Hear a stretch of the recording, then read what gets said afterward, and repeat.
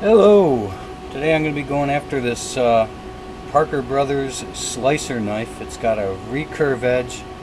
It starts here, goes all the way up about to here. It's a real shallow recurve, but it's enough that you have to treat it like one. So I have to sharpen on the rounded edge of my stone.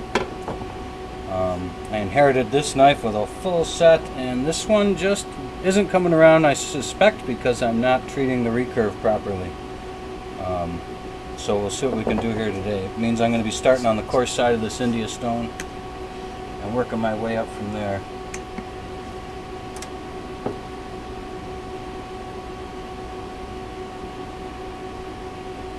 Make sure there's nothing on this stone I can feel.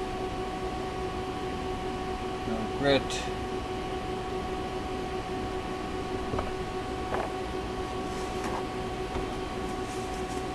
I want to come in at a fairly steep angle on this guy, particularly in the recurve portion.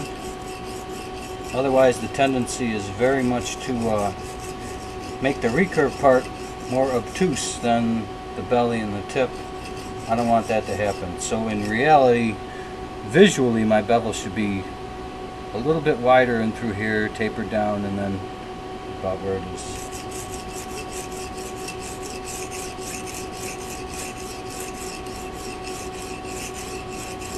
Now both edges of my stone are rounded, but that doesn't mean I want to make contact across both sides at the same time. I want to just make contact on one edge, which means very light pressure. My contact area is very small compared to a regular stone.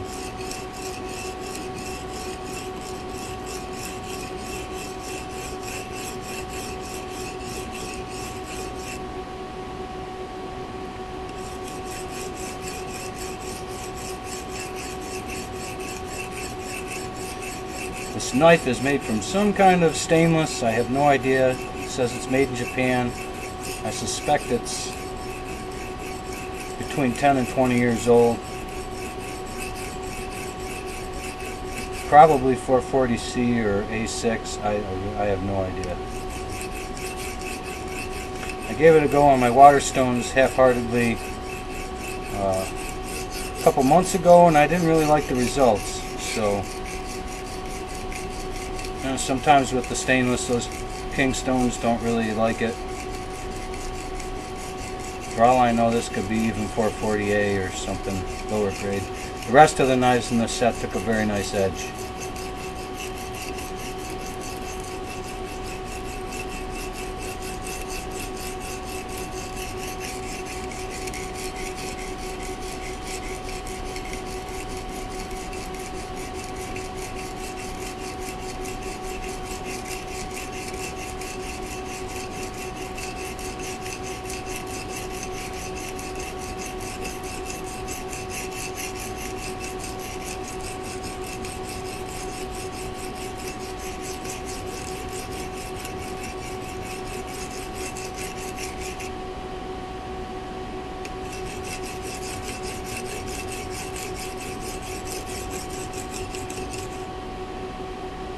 You can feel a small burr forming at the heel, not much up in through here. You can almost hear the difference if you're touching in more than one spot.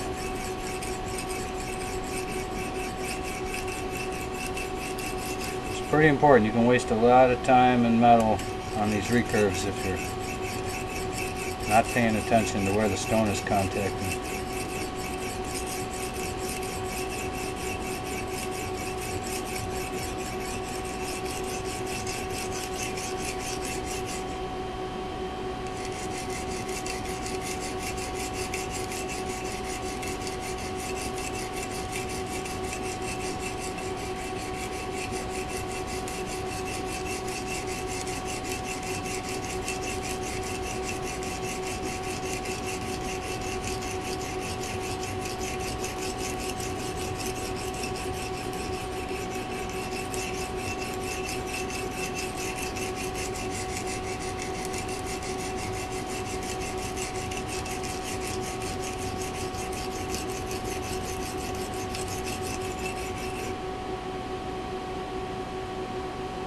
It's getting there.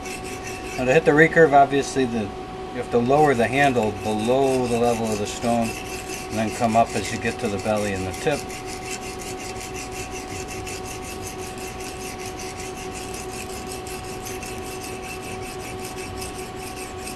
Failure to do that could result in it contacting more than one point on the blade at a given time, and that'll cause you some issues.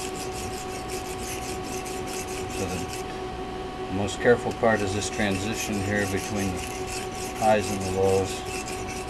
Again, it's nothing tremendous, but if you're not familiar with doing them, it could cause you some trouble. And even if you are familiar with them, the tendency, especially on ones where the spine doesn't follow the recurve, the tendency is to allow that bevel to become more obtuse than you would like it to be.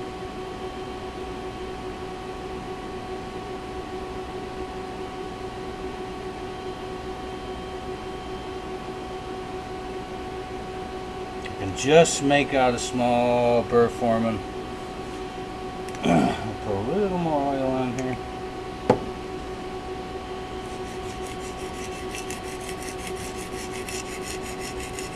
You don't really have to worry about where you are on the India stone in terms of wear, because these guys don't really wear.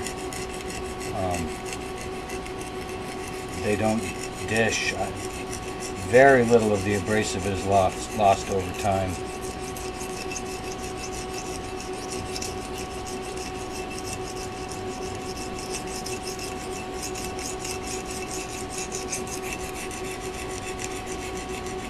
I suspect they mellow with age, but not much. As long as you don't let them glaze or choke up, they should keep right on going. The fine side might get a little more refined.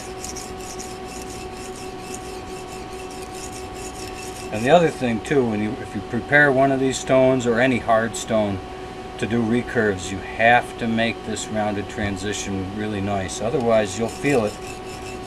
You'll feel it when you go to use it. It'll be considerably rougher than it needs to be. And you'll get a good grinding on your steel, but it'll be very difficult to refine it.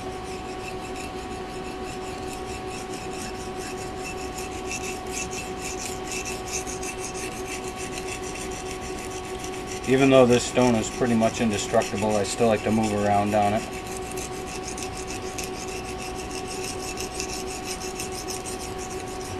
Just to keep all the metal swarf from building up in one place. And it's just good habits. If you ever aspire to use a water stone, being able to move around on it could mean the difference between having to lap it periodically and never having to lap it. At least not very often.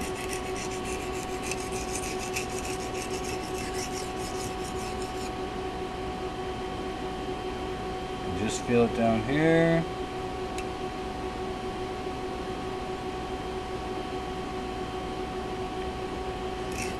Right up and through here.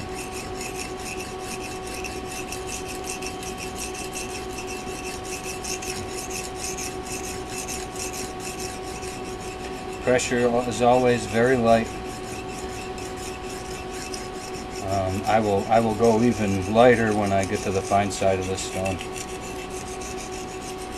My experience with this is that it turns out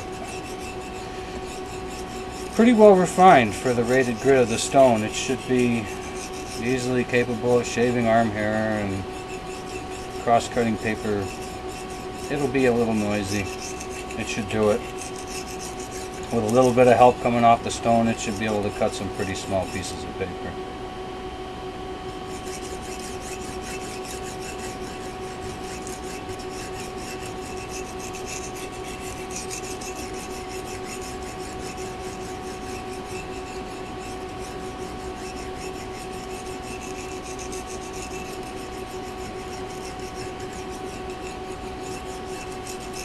My favorite tool for lapping India stones or silicon carbide stones in general, any of the harder stones, even water stones, there's a tile rubbing stone that can be had in the the tile department at Home Depot, and it is rated at 60 grit on one side and 80 on the other. They claim you can refresh diamond tools on it and use it to clean up the edges of tiles that have been cut by hand. And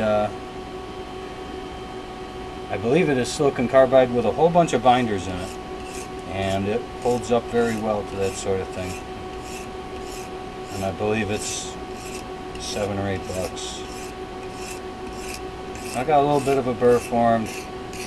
I'm not going to worry too much about getting rid of the whole thing before I progress to the finer stone, but I want to get rid of most of it.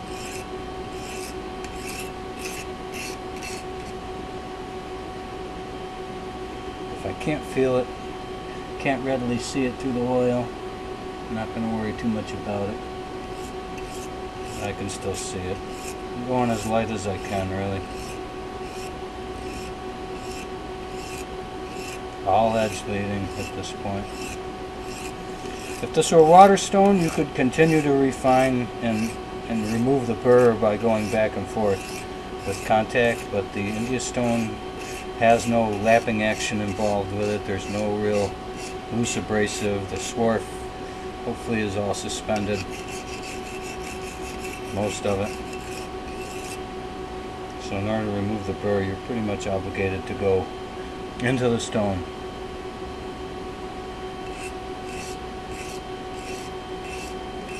And with less pressure than it would take to flip it.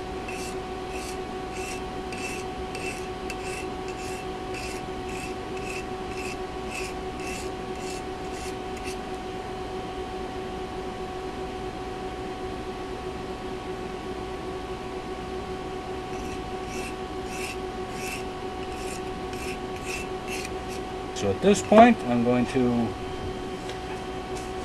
transition to the other side.